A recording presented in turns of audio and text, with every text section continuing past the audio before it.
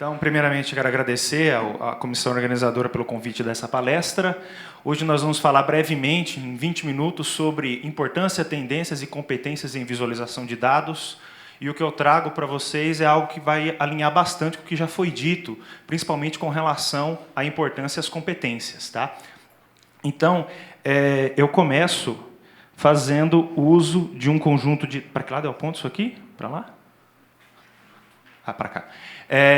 Por que visualização de dados é tão importante nos dias de hoje? Eu vou mostrar um exemplo de um conjunto de dados pequeno de 1970 que mostra com bastante precisão o porquê que a visualização de dados é algo importante.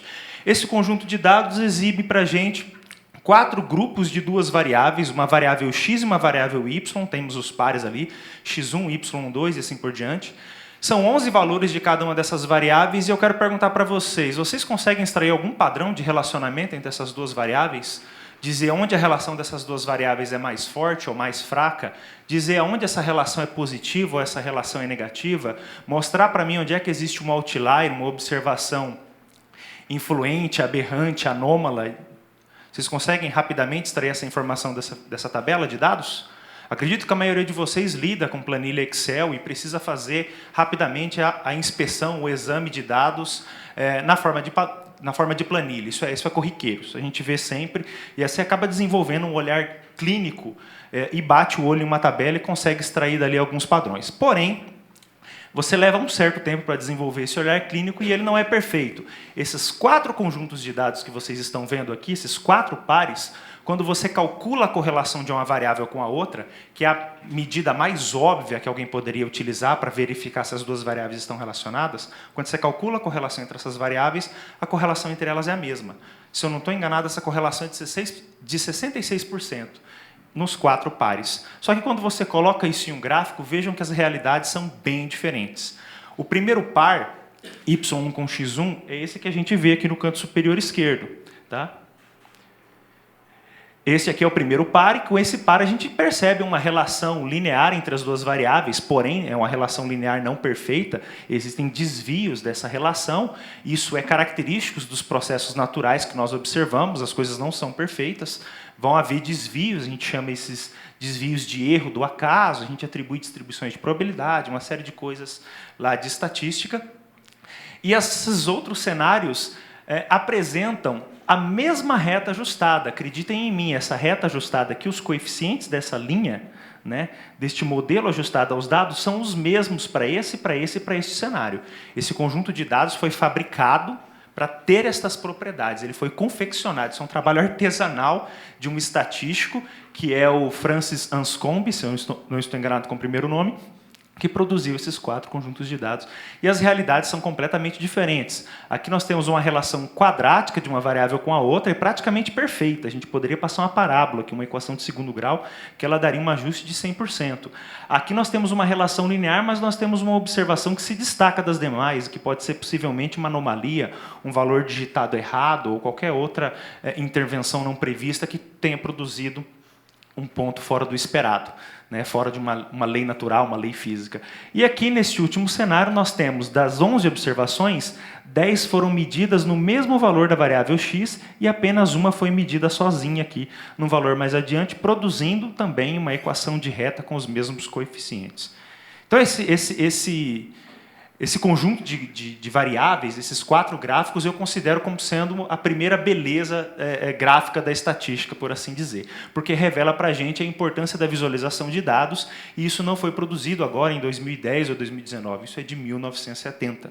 E a gente está falando de um conjunto de dados de 2 variáveis e 11 observações. Se nessa dimensão de 11 observações e 2 variáveis você consegue ter cenários completamente diferentes, imagina no cenário atual que a gente tem um volume gigantesco de registro gigantesco de variáveis e uma complexidade dos fenômenos que estamos medindo bem maiores do que esse fenômeno representado por apenas 2. Tá? Aqui tem uma outra ilustração que mostra a importância da visualização de dados, de você colocar as coisas de uma forma visual. Se, por exemplo, a gente tivesse aqui um alarme de incêndio soando e tivéssemos que abandonar esse prédio, possivelmente a maioria de nós conseguiria memorizar isso aqui rapidamente, olhando para esse quadro em 3, 5 segundos, e sair desse prédio com segurança. Porém, se essas instruções nos fossem dadas na forma de um texto, colado em uma parede, acredito que todos nós estaríamos até agora aqui desesperados, sem saber como sair desse prédio pegando fogo. Tá? Então, a visualização de dados, ou as formas visuais de representação, permitem que a gente absorva de forma muito mais rápida e tome decisões de forma muito mais rápida e precisa do que se a informação vier de forma textual ou de forma numérica, como visto na primeira tabela. Tá? Aqui tem algumas frases que valorizam essa questão da visualização de dados. O John Tukey é um estatístico famoso por suas várias contribuições na estatística, mas ele coloca numa frase aquilo que é bastante interessante sobre visualização de dados, que é: o valor de um gráfico é quando ele nos força a perceber o que nós jamais esperávamos ver. Tá? Outra frase interessante no mesmo assunto, que tem tudo a ver com data storytelling, que é um tema bastante recente, jornalismo de dados e outras coisas, é que visualizações funcionam como uma fogueira na qual nós reunimos para contar histórias. Histórias sobre o fenômeno que estamos monitorando, querendo prever, querendo entender. Tá? E a última, mais longa, porém a mais interessante, a mais impactante do meu jeito de entender as coisas, é que a maioria de nós precisa ouvir a música para entender o quão bonita uma música é. Saibamos nós ou não tocar um instrumento musical, a maioria de nós só percebe o quão bonita uma música é se a gente escutar ela sendo tocada. Né? Se você olhar a partitura ou a cifra, você não terá uma noção precisa de quão bela essa música é. E o que a gente acaba fazendo com números e com estatísticas em geral é que a gente mostra essas notas, mas a gente não toca essa música. A gente mostra, comunica coeficientes que a gente ajustou, acurácias dos nossos modelos, enfim, e às vezes isso são as notas e não é exatamente a música, não está ali toda a beleza daquilo que foi feito. Tá? Então, visualização de dados, 3 fases impactantes. O que diferencia, ou que impulsiona a importância da visualização de dados é que nós estamos vivendo o fenômeno Big Data, uma situação na qual nós temos dados grandes ou complexos, de tal maneira que as abordagens tradicionais que antes eram aplicadas deixam de ser adequadas ou deixam de ser praticáveis. A gente não consegue mais lidar do jeito que a gente lidava. A gente não consegue abrir uma planilha Excel com aquela quantidade de dados. A gente não consegue selecionar 2 colunas e pedir para fazer um gráfico. A gente tem limitações, e essas limitações esbarram em uma série de cenários, uma série de aspectos, e alguns desses desafios estão aqui. Capturar, armazenar, garantir qualidade, beneficiar esses dados, que é fazer com que a qualidade dos dados melhore, fazer a consulta desses dados, transferir esses dados de um lugar para o outro quando você precisa, fazer a visualização, obviamente, conduzir uma análise estatística desses dados, garantir questões relacionadas à privacidade das pessoas ou dos elementos representados por esses dados e ter governança e gestão em cima desses dados. Tá? Então, a gente tem aqui os 8 Vs do Big Data, e um desses Vs é relacionado à visualização de dados, que é cada vez mais importante porque permite que a gente consiga tomar decisões em um tempo menor, e se você reage de forma mais rápida aos fenômenos, toma decisões em um tempo mais curto, você consegue se sair melhor nas decisões que você toma. Rapidamente, sobre visualização de dados, eu quero falar um pouco dos fundamentos antes de discutir as tendências e as competências. Eu fiz uma modificação, né, desse tweet. Então, visualização de dados é como se fosse uma piada. Se você precisa explicar, ela não ficou tão boa assim. Então, é basicamente assim que você deve entender. Eu acredito que no design deve ser a mesma coisa. Se você precisar explicar a piada, é porque não ficou tão legal e o seu gráfico deve basear nessa premissa também. Mas uma definição mais acadêmica, eu diria que visualização de dados é a representação e apresentação de dados de forma que explorem a nossa habilidade de percepção visual com a finalidade de aumentar a nossa compreensão, reduzir o tempo para e aumentar a precisão com que a nossa compreensão é feita. Tá? Existe um livro de 2016, que é do Berinato, Kirk Berinato, e ele coloca da seguinte forma: existem 2 tipos de visualização. Existem 2 perguntas que a gente faz, né, para descobrir que tipo de visualização a gente está lidando. A primeira pergunta é: a informação que você quer transmitir com esta visualização, ela é uma informação conceitual ou orientada a dados? Você precisou de dados para construir gráficos, ou o que você está exibindo precisou de gráficos, sim ou não? Ou é apenas um conceito, né? E a segunda pergunta é: você está, com esta visualização, declarando, afirmando, defendendo alguma coisa, ou você está apenas conduzindo uma análise exploratória, explorando um conceito, enfim? Com base nessas 2 perguntas, a gente, então, construímos 4 possibilidades para visualização de dados. No sentido dela ser exploratório ou declarativo, nós temos esse eixo, e com relação a ela ser uma visualização do ponto de vista conceitual orientada a dados, nós temos esse eixo. E isso nos leva a 4 combinações possíveis, 4 quadrantes. A ilustração de ideia, desenvolvimento de uma ideia, gráficos, que são os gráficos de visualização do nosso cotidiano, com os quais a gente está bastante acostumado, e aqueles gráficos que são utilizados no nosso processo de descoberta visual. O que são esses 4 tipos? Eu vou exemplificar aqui. Ó. Isso aqui é uma sketch, eu não sei como dizer, vocês podem me ajudar, do desenvolvimento de uma ideia, né? Os rabiscos e tal, tentando mostrar como é que seria um determinado relógio aí de 2030, digamos. Né? Feito à mão, muitas vezes, produzido em uma sessão de brainstorm, onde as pessoas vão desenhando, retocando o desenho. Isso não é a arte final, a gente está desenvolvendo uma ideia. Poderia ser um fluxograma e poderia ser o trabalho de qualquer outro, desenvolvimento de qualquer outra mercadoria, produto ou processo, por assim dizer. Isso aqui já é uma ilustração de uma ideia. Isso aqui é uma espécie de versão acabada do que seria isso aqui, a versão final de um processo de desenvolvimento de ideia. Isso aí é uma cadeia de fornecimento mostrando as várias etapas de uma cadeia de fornecimento, os elementos envolvidos em uma cadeia de fornecimento. Então, isso aí já ilustra uma ideia pronta, concebida e, de certa forma, validada. Então, esse é o lado esquerdo deste nosso quadrante aqui, do nosso plano cartesiano, ao lado esquerdo. O lado direito, nós temos a descoberta visual, que é aquele conjunto de gráficos que o cientista de dados, o estatístico, enfim, a pessoa que está manipulando os dados, faz para poder extrair alguma informação, alguma história, algo relevante, alguma oportunidade contida nos dados. Então, isso aqui é um típico gráfico que relaciona várias variáveis. Simultaneamente, nós temos aqui 1, 2, 3, 4 e 5 variáveis, sendo que 4 são numéricas, uma variável é categórica, e aí nós temos as correlações calculadas entre as combinações par a par das variáveis, nós temos os diagramas de dispersão mostrando como que essas variáveis se relacionam, nós temos aqui as distribuições marginais das variáveis, e com isso a gente consegue entender se existe diferença de um grupo para o outro, ou qual é a correlação de um grupo para o outro. A gente poderia estar representando aqui segmentos de clientes, existem diferenças entre os clientes vermelhos, amarelo, azul, que abordagem você deveria considerar ou tratar, ou fornecer produtos, ou fornecer propaganda para esses clientes. Tá? Esse é um gráfico, dentre muitos, que se produz nessa parte de descoberta visual. Na parte de descoberta visual, você faz inúmeros gráficos. Você passa uma tarde fazendo gráficos, a maioria deles você não aproveita para nada, porque você está minerando, você está revirando uma massa de dados, procurando oportunidades, relações, coisas que você possa no futuro explorar nos seus modelos preditivos, no seu modelo de negócio, na história que você quer contar, no fenômeno que você quer entender para tomar decisões, enfim.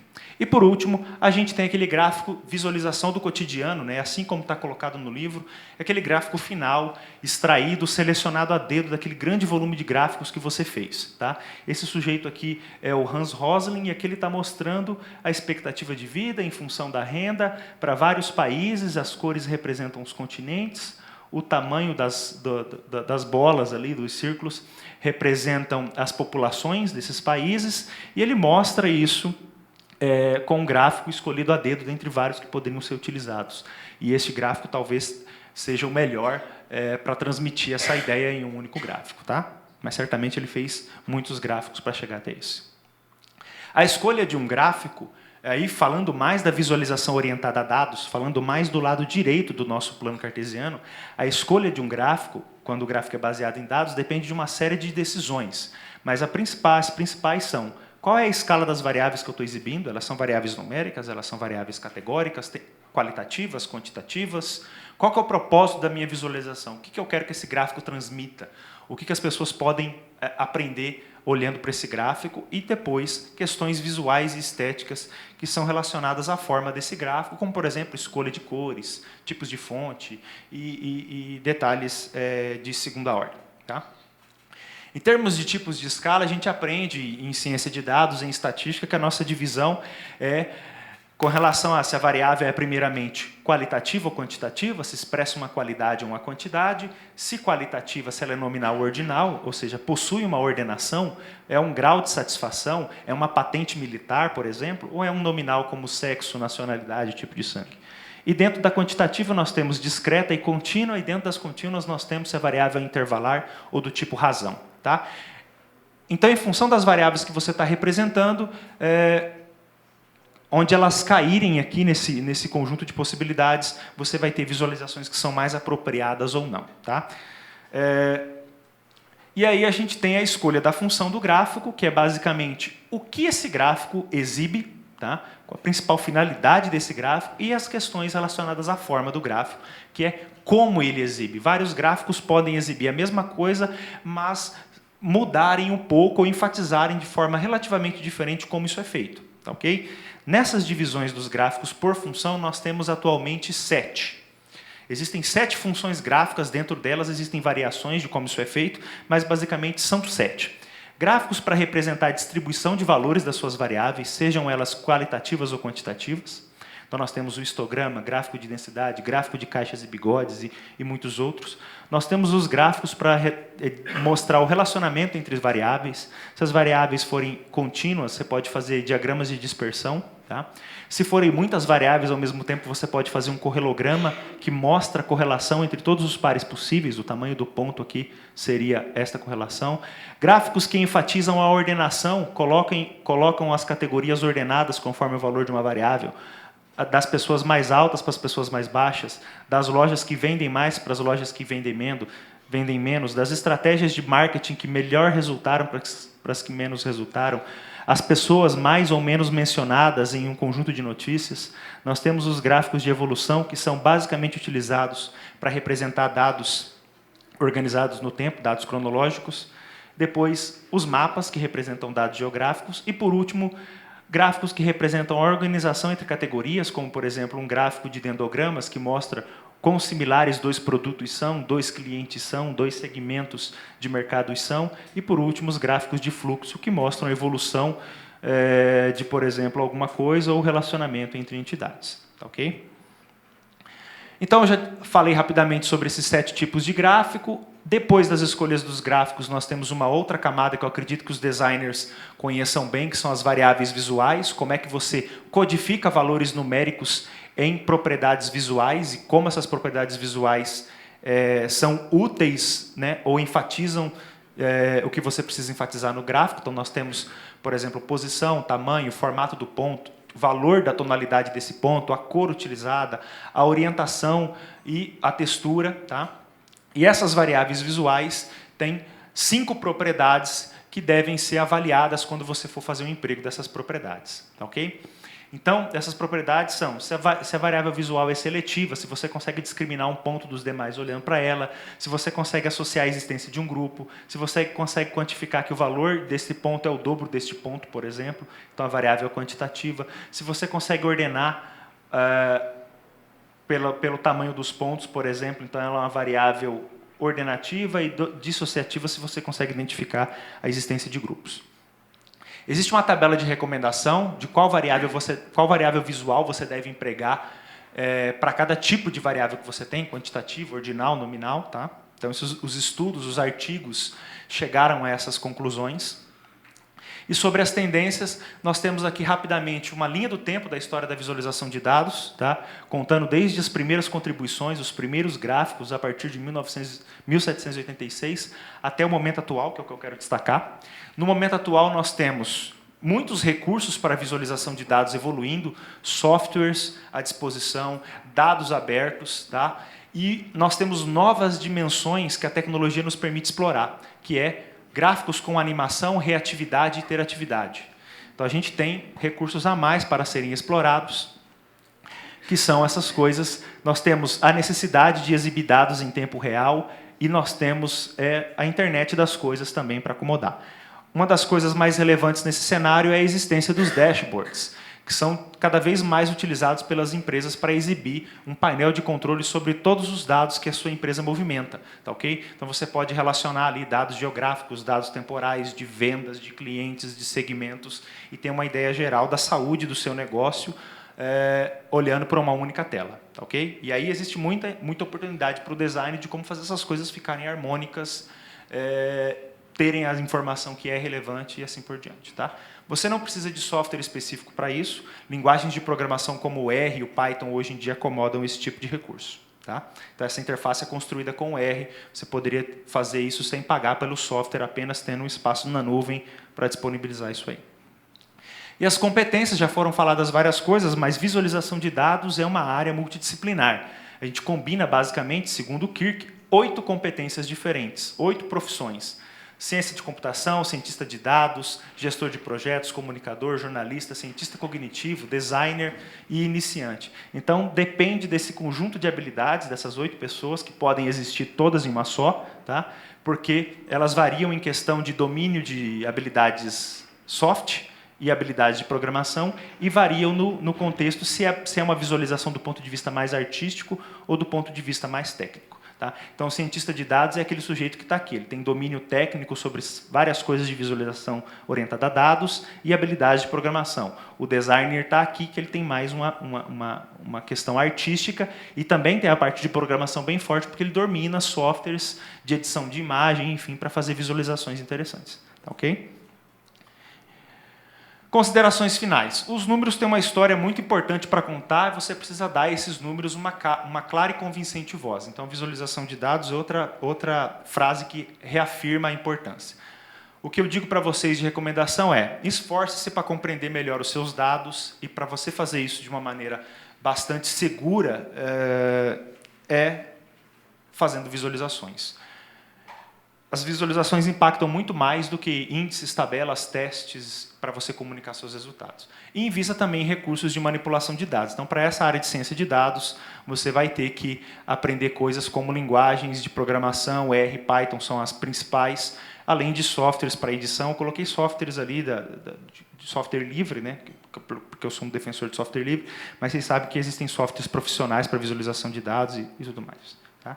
Então, eu encerro aqui a minha apresentação e agradeço pela oportunidade e atenção de vocês. Muito obrigado.